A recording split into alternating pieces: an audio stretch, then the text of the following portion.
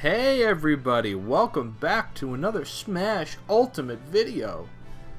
Today I will be talking about that thing that I mentioned 8,000 times in my other Smash video where I said I was going to talk about Smash DLC. And today I'm going to talk about it. Now, I tend to ramble a lot, so I'm going to make this quick. I'm going to try to make this as fast as possible. Okay, so, DLC. DLC is going to work differently in this game than it did in Smash 4. For the obvious reason that in Smash 4, you had 3 returning characters as DLC. That was Lucas, Mewtwo, and Roy. And then, of course, you had 3 third-party characters, Cloud, Bayonetta, Ryu, and then you had Corrin. Totally unexpected. The only DLC character that was not a third party or a returning character, which I think, so now obviously DLC is going to work differently because there's every character who has ever been in Smash is back in the main roster. So not only has, I think, Nintendo changed in the way that they market and in the way that they sort of make their games, sort of their ideology about how they're going to be, working things into their games and DLC. I think you put all that into account, how we have, returning characters, is you take that out of the equation, and you have Nintendo who is just running differently than they did 4 to 5 years ago. I'm going to make a couple predictions as to who I think is going to be DLC in Smash Ultimate. Now, let me start a basis. I think DLC characters have to be characters that make you go, oh my god, no way. I did not see this coming. No way.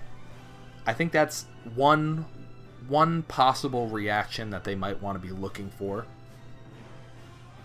Also, I think third-party characters are going to have a pretty big emphasis on DLC.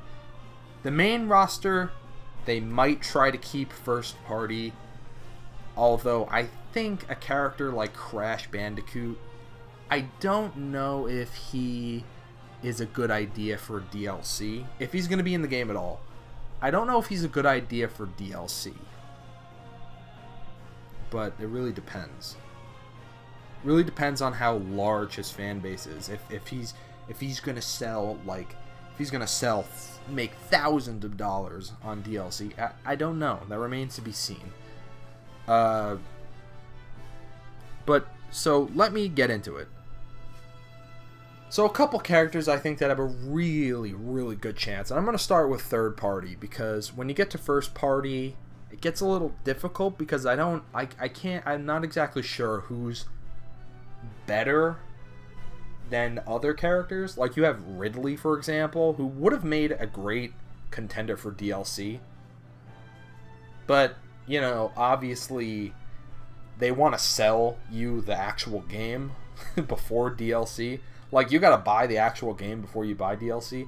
So, obviously, they gotta have some of those huge characters in the main roster. So, I'm gonna leave first party for the end. Okay, so characters like Banjo-Kazooie. I think Banjo-Kazooie is, like, definite. I think Banjo and Kazooie is, like, a definite 100% chance. And not just because the guy from Microsoft says on Twitter, hey, I'm totally fine with it. No, I don't care about that. I think Banjo-Kazooie is important enough to Nintendo's history that they're going to go, alright, people want Banjo and Kazooie. They want him. He's third party. He's a great contender for DLC. A character that, like, I feel like people don't really know if he's going to be in this game or not. I think most people think that's just a pipe dream. It's just not going to happen. Just forget it and move on type of thing. Which means if they show him, everyone's going to go like, oh shit! Holy shit, it's a Banjo and Kazooie in Smash! You know what I mean? And then everyone's going to go, oh, thank God, it's time. So I think Banjo-Kazooie is a perfect contender. And then I also think Geno... Okay, so characters like King K. Rool, Geno, Simon Belmont, these are characters that I'm very mixed on. King K. Rool, highly requested character. I think they need to put him in the main roster.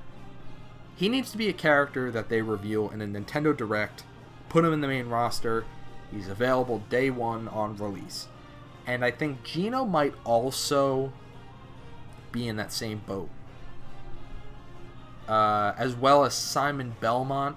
I don't know if Simon Belmont is a good choice for third-party DLC. Because you gotta remember, is take a look at Smash 4 DLC. Ryu from Street Fighter, Cloud from Final Fantasy, and Bayonetta from the Bayonetta series. Sort of besides Bayonetta, Ryu and Cloud from Street Fighter and Final Fantasy, those are two major series. Just absolutely major. With fan bases that are so gigantic. Bayonetta 2, I still don't really know a lot about Bayonetta. She seems to have a huge fan base, I guess, in Europe and in America. So, you know, she apparently won the Smash ballot, even though we found out that that might not be true, actually. But, yeah, what I'm trying to get across here is that we need characters, that are gonna make you jump out of your freaking seat. And, you know, a character like Isabelle, you know, that's all first party. That's main roster. That's not going to be DLC. But here's another one. Sora from Kingdom Hearts. Again, I think Sora from Kingdom Hearts is a lock. Okay, I actually used to not feel this way.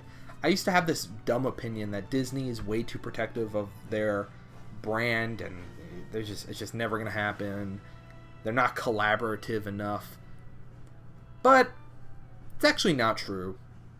Apparently Mario is going to be in the next Wreck-It Ralph. And besides that, I'm pretty sure Wreck-It Ralph was actually in one of the Sonic racing games.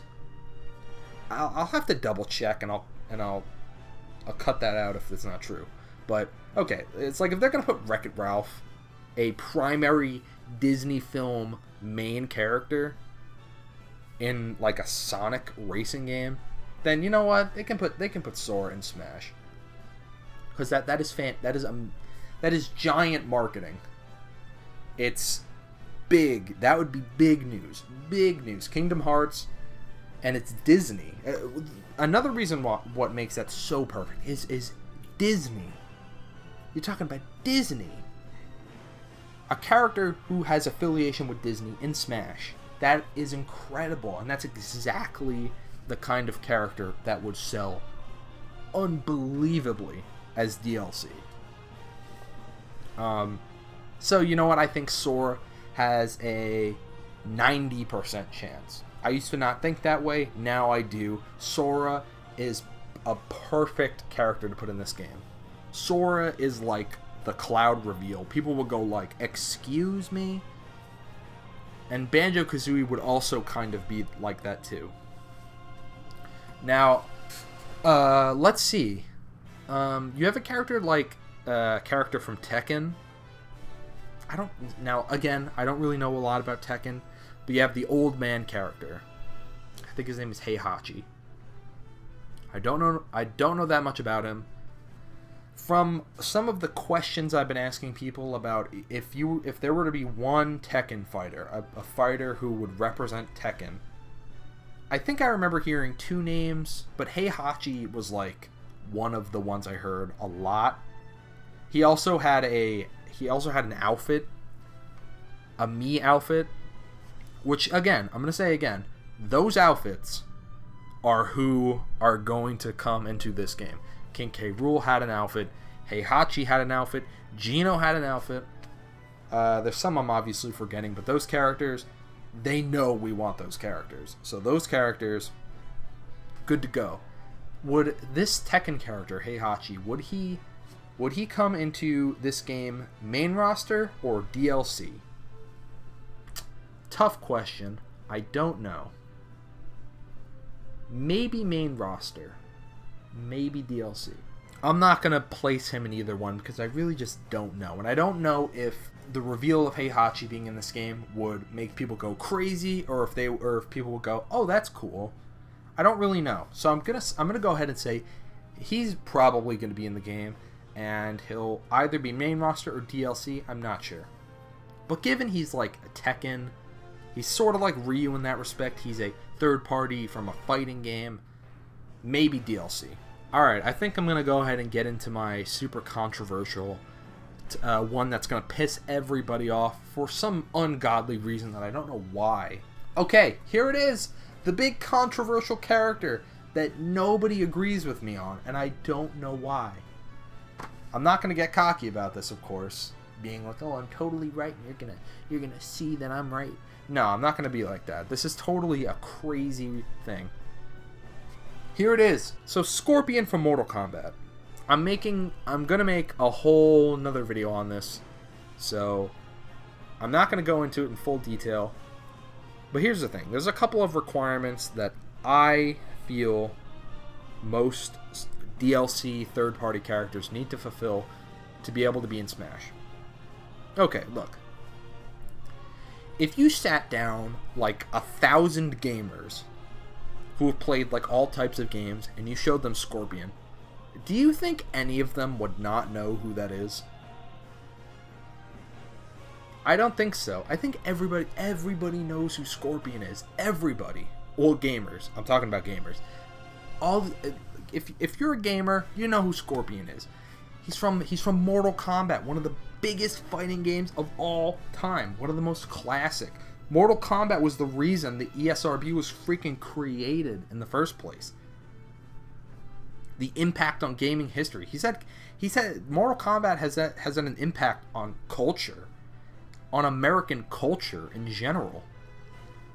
Mortal Kombat is what started this whole discussion about if video games make people violent. That gets into the big problem that people go, "Oh my god, Scorpion is way too violent."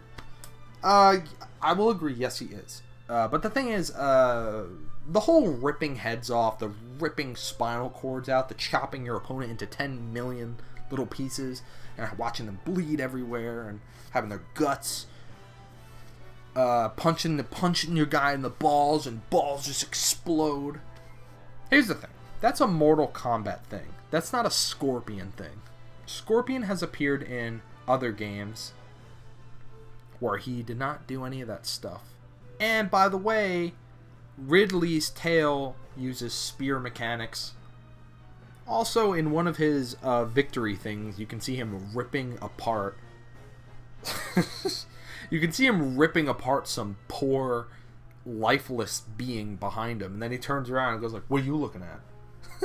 Seriously, he's clawing, he's ripping this thing apart, and he's like, "The hell are you looking at, dude? Hey, you better turn around." Oh, it's hilarious. But that's the thing that just confirms for me that Scorpion would not feel out of place. Once again, I gotta bring this up again. Before I even knew Ridley was in the game, Snake had a move where you snap the opponent's neck and then you softly put them on the ground. Because in real life, that character would have been dead, but they don't actually die. In this game, okay, in this game, Ridley actually has a move that legitimately kills you. And I think it's his beatdown move where he stabs you with a spear, and then you die in place. In place, you die. Actual death. So guess what, folks? The next time you say Scorpion is too violent for Smash, I'm going to go ahead and say, hey, you know what? Ridley stabs your opponent and they die in place. And then, of course, you got Ridley in his title screen ripping the shit out of some guy, and he turns around and goes like, what are you looking at? Yeah, turn around. You didn't see this? Hey, turns around. You're next. You're next. And your whole family. You guys are next. Mario? Yeah, you better turn around. I'm meeting Luigi right now. This is Yoshi I'm meeting right here. Yeah, so, okay. He's not too violent. So can we calm down? Do you realize what Scorpion was in Super Smash Brothers? Which, by the way, major fighting game series. Scorpion is a fighting game character from a huge fighting game. I don't understand. He's exactly like Ryu in this sense. Just he's violent. I don't get. Why is Ryu perfect for this game and Scorpion is totally not perfect at all? It makes no sense to me. Yeah, he's violent, but he doesn't have to do anything violent in the game. He's been in the games where he was not violent. So you know what? He can be in the game, and I think he would be a perfect addition for DLC. So that's going to do it. That's all I'm talking about for DLC for today. So, do you agree with my list? Do you think that I'm wrong? Do you think I'm a complete moron? I don't think I am, but why would I think I'm a moron? So, at the end of the day, I think the lineup of DLC is going to be crazy. You know, talk about first-party characters. I really don't even know. I don't know. I mean, off the top of my head, the only character that would create first-party character that would create tons of buzz, probably those two characters from Xenoblade 2. I forget their names. Rex and Elma. No, not Elma. Rex and Pyra. And then Elma from Xenoblade Chronicle X. I don't know, maybe? It's possible. We could get all three of them. Although Elma would probably be in the main roster. Pyra. Rex would probably be in... They would probably be DLC. Also Springman. I don't know. I don't think people actually like ARMS that much. So... And I think he was created way too far into Smash Ultimate's development to actually be in the main roster. And I don't know if he would actually sell that well as DLC. Unless he's a last-minute inclusion to the main roster, I don't actually know if he could be in this game at all. Which is kind of surprising. I don't know. I guess they could always just patch him in later. I don't know. I think I mean, as a character, he's a good fit for the game, but like, I don't think he's popular enough. I think he was too late in Smash's development. I don't think he would make a good choice for DLC, because I think you could give the spot to somebody else who would actually sell better. A character that people actually want more than him. Springman, then, you know, I don't know. But that is where I'm going to do it. So, do you agree with what I said? Do you disagree? Do you think I'm a total idiot? Leave your comments down below. And if you're new to this channel, which you probably are, because I've never made like Smash videos before, click subscribe and also click that like button if you enjoyed. Alright, so I'll see you in the next video. Keep on fighting. Have a fantastic day. You're next.